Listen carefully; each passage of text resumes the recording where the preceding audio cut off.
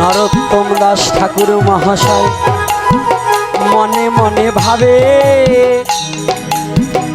আমি যদি না ছাড়ি তুমি আমায় ছাড়বে কেন?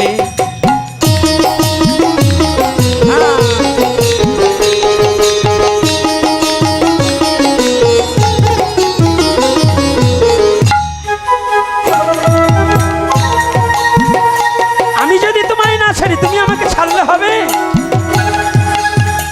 এমনি করে নরোত্তম দাস ঠাকুর মহাশয় তখন নরোত্তম নাহি হয়, নরা নরা বলে অনেকে ডাকে যে তাহাই।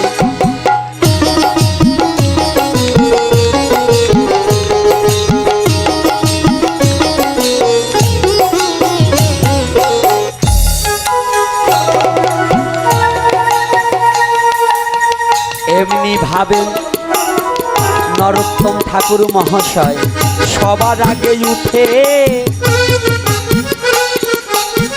গুরুদেবের পায়খানাটা তিনি পরিষ্কার করে।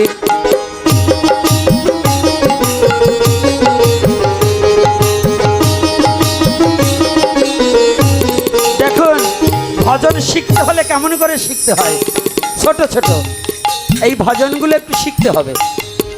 গুরুর কর্ম করা এত সহজ নয়। আগে ল্যাট্রিন পরিষ্কার।